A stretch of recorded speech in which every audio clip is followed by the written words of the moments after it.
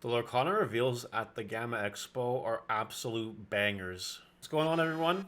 Mario here, Super Lorcana World, and we had some new cards revealed to us tonight through the GAMA EXPO. Some of these cards are really good, some of these cards are okay. I'm going to give you my expert opinion and analysis on all these cards and let you know what I think. I'm super excited about a few of these. If you guys like this content, please like, comment, subscribe. Every video we grow closer to 500 subs, and once we get there, I'll be doing a giveaway for Oswald the Lucky Rabbit. So please go ahead and sub so we can do that. And I hope you guys enjoy my analysis on these reveals. I'm going to start with what I think is just the best card revealed and one of the best cards in the game. Friends on the Other Side. This card is Pot of Greed. This card is insane. This card is broken. This card is bonkers. And I'm just going to address the elephant in the room real quick. Yes, Pot of Greed in Yu-Gi-Oh! Works different than Pot of Greed in a game like this, because in Yu-Gi-Oh!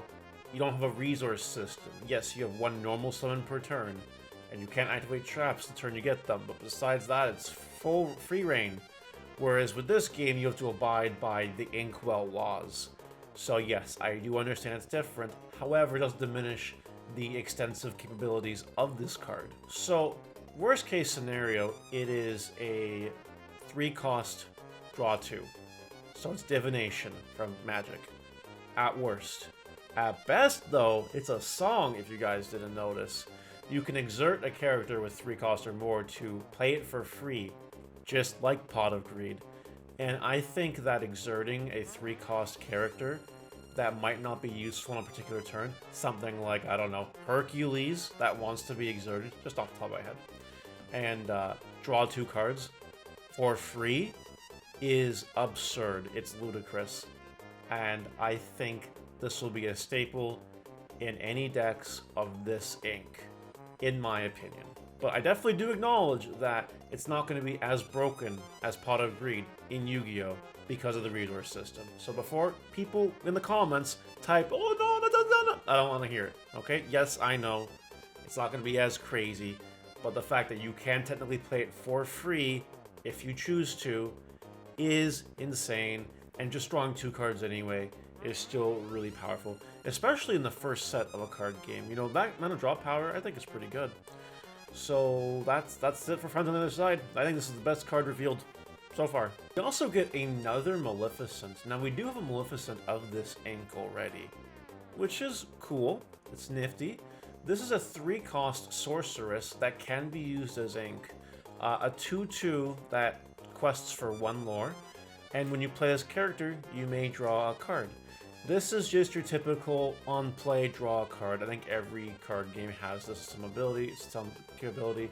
Like, off the top of my head, Magic has Cloudkin Seer, a 3 for a 2/1 blue elemental flying that draws a card. There's so many examples throughout history. It's just your typical when you play it, draw a card. It's not going to be bad. Especially in a draft or limited format, it'll be even better there. But just, it replaces itself and then it can quest later. So it's not vanilla anymore, which other card games technically have a problem with, you know what I mean? That's pretty neat. I don't mind this card. It's okay. It's not bad. Next up is Dr. Facilier. I don't know if I said that right or not. I don't know where this guy is from. I have no idea. Don't flame me. He is a 2 that can be used as ink for a 0/4, quests for 1, but you won't be using this for questing, you'll be using it for attacking because it has Challenger 2. When it challenges, it gets +2 attack. So effectively, it's a 2/4 attacker, which is pretty good for a 2-drop, if you want my opinion. Yes, if it gets attacked on the crackback, it ain't doing any damage. I don't think it's a big deal. I think it's meant to attack little bodies, do some chip damage, and survive. And I think that's its only use, and I think it's going to be okay. Time will tell if this ends up being crazy or not, but I think this card isn't too bad, honestly. Speaking of Challenger, we have a new Jafar from Aladdin. I know that one. It costs 4, it can be used as ink. It's a 2/5 that quests for 1 with Challenger 3. So a 4-drop can all of a sudden hit 5 damage when challenging an opponent's character. That's strong. Like, it makes sense that it only quests for 1, because it's meant to be an attacker. It's a wicked sorcerer, alright. he wants to show that Sniveling Sultan what a sorcerer can do, and you can definitely see it.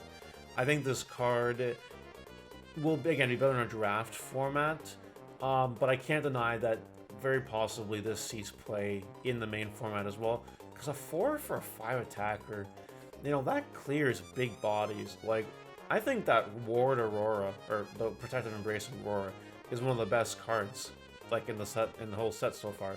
And Jafar just says, ha, take this. I think that's really strong.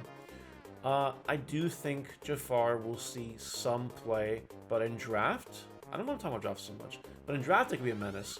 In the actual format of the game, this card will definitely be okay, for sure. Now we have an Aerial, and this card confuses me a little bit.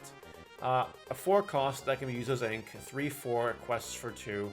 It has an ability called Voiceless. This character can't exert to sing songs. Now, I've not watched The Little Mermaid. I don't know if this is an Ariel thing. I don't know if Ariel loses her voice. I'm assuming she does at some point.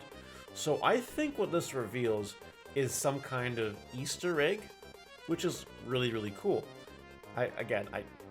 Someone with Little Mermaid knowledge can clarify in the comments section, because I have no clue.